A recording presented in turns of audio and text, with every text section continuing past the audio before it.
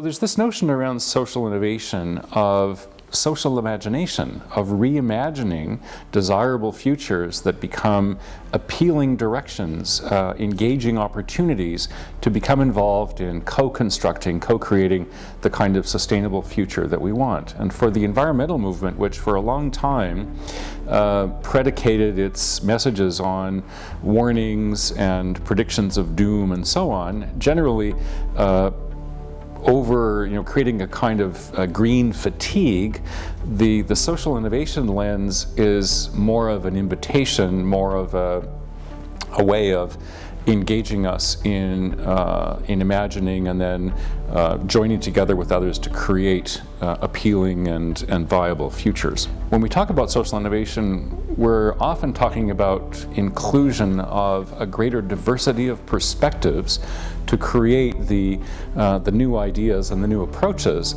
that we need in order to significantly reframe wicked or complex problems.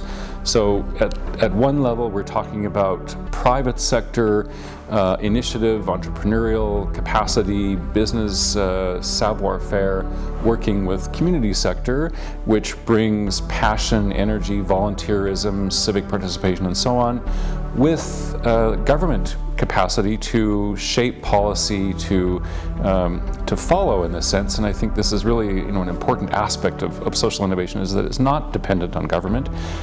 Governments tend to have to find new ways to get things done these days because of fiscal constraints.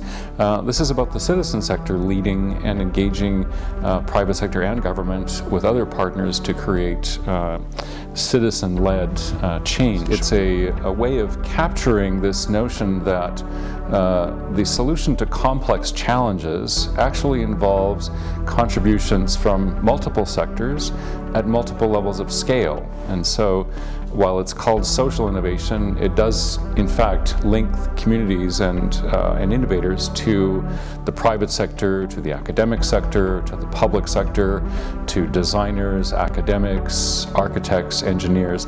This is one of those times when, as a society, we need all hands on deck.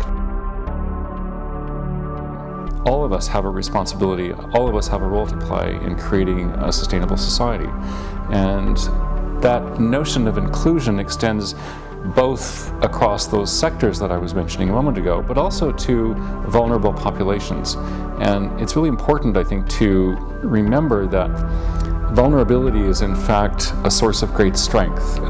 As we think about how to solve issues with northern and remote Aboriginal communities, for example, around food sustainability, we actually create opportunities for private sector companies. We actually create sources of new ideas that can be shared across society. And so we really do have to measure our success by how we support and engage with the most vulnerable in society. And typically a resilient society in fact does that and doesn't exclude those people who are already at the margins, because in a sustainable development, from a sustainable development perspective, we need to remember that what is happening to the people at the margins is going to happen to us.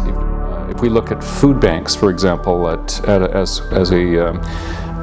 an innovation that appeared a generation ago to deal with food shortages, they quickly became a kind of chronic part of the landscape, something upon that introduced a level of dependency that really is unhealthy for our society. And so a social innovation that has emerged in that space is the Stop in Toronto, which, while originating as a food bank and continuing to operate one, has introduced a suite of programs that increase local food sustainability through the provision of seedlings to neighbors to grow in their gardens, the operation of a community kitchen, a community pizza oven, community gardens, a farmer's market, and so on. So you see that a social innovation or a suite of social innovations actually has changed a dependency model to an interdependency model that draws on community capacity to be continuously innovative and responsive, and thereby more resilient in the face of larger changes. So what this is about, essentially, in broad terms, is about a shift from dependency on systems that are unsustainable and unsatisfying, eventually, to models of resiliency and community engagement. And the point is that this is actually has attractive power to involve us all. It should be something that we're involving young people in from the moment as they're growing up. We can work with our communities to carry out these kinds of exchanges and innovations. But really, it is about us taking responsibility for ourselves to manage our presence on this planet and our communities in a way that we're happy to bequeath to the next generation and generations to come.